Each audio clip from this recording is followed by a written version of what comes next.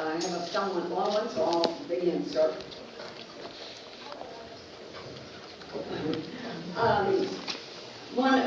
Our main focus is looking at institutions, and in order to understand them, we need to begin, and in light of that understanding, slowly but surely craft better ones. And just even the term institution is in the literature defined 5 or 6 different ways. I am going to be using it as a set of rules that people are currently using in an action situation or a game. They are themselves, part of our problem is that they're invisible. So we can map this room, but we don't have a visible set of rules that we're going to be using. I'll try to stay within what I understand, but part of our problem is that invisibility.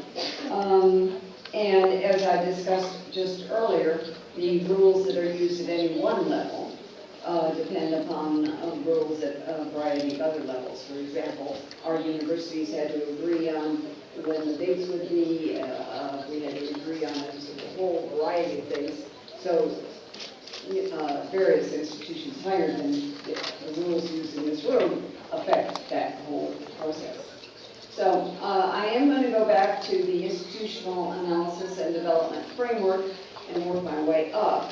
It has been something we first wrote about in the 1980s, very early, but it has been very, very important in organizing a wide diversity of our research.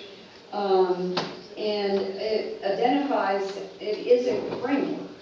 It identifies broad categories of variables to be included then in theories and models. Theories and models draw on the framework. But if we're going to cross disciplines. If we stay only at a theory level, we sometimes can't communicate very well with one another. And that framework gives us a way of a common language and helps us talk about theories and talk about concepts within concepts, or as we've talked about several times today, hold-ons within hold-ons. Okay, the basic IAD framework, many of you will have seen it before. We've simplified it. We used to have action arenas and then the action situation within it. And people have urged us that it was confusing, and so it is now thinking about various contextual variables that may affect a situation, and we're in one right now. You were in one this morning over the breakfast table, a different one. And when you drove here or took public transportation, you were in so different action situations.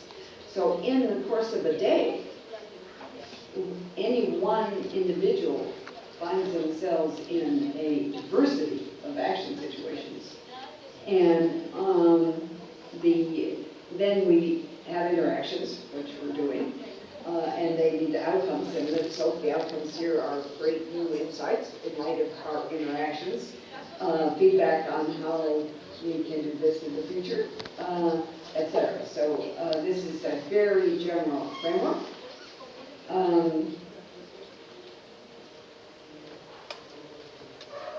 Okay, don't get something fancy with it. As we've talked about several times, we use a variety of levels of analysis. And so at an operational level, we will interact, and over the breakfast table, we change the physical variables that are in front of us in food distribution. And there are many, many other situations. At a collective choice, we decide on the rules we're going to use in the future. And at a collective constitutional choice level, we are talking about the rules that we'll use to change rules. And an important part of our broad thinking is what we call the meta-constitutional level, because it is then our shared understanding about how to proceed when doing constitutional or others, so that it's a very important level for us to think about. Now, let's get to some, I'm going to get kind of detailed. In that action situation, we have worked out over a long period of time what are the working components of such a situation. And the consistency of this with the working components of a game is very important, because game theory is one way of doing a theoretical analysis of institutional analysis. We need to be thinking about participants who hold positions, who can select with more or less control from a set of alternative actions in light of information about the general structure, and then the outcomes that can be affected in light of a benefit-cost analysis. So this is a very general way of digging into the underlying components. Now, we've been trying to analyze rules, and one of our ways of identifying what are the rules we want to look at is to look at which rules and what rules affect those working parts. So when you think about boundary rules that affect, okay, if we're talking about the physical side, what is the physical resource involved, but then who are the participants? Because it's not an action situation unless you have participants. What kind of positions do they hold?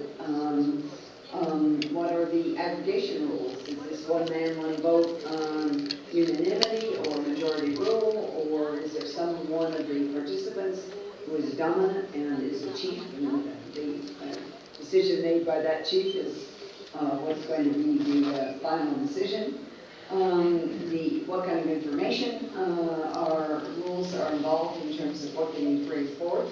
So when I talked about the water master, it was a way of trying to get accurate information and a particular procedure that over a long period of time led to more and more accurate information. Scope rules affect outcomes. Sometimes people have a hard time thinking about it, but we have signs in some of our national forests, you may not enter. And it forbids you having certain kinds of action situations inside the national forest. So the scope rules are sometimes very, very important. And obviously, payoff rules that affect who gets the benefits and who pays the cost are very, very important. So all of those are potentially ways of affecting the internal working parts of an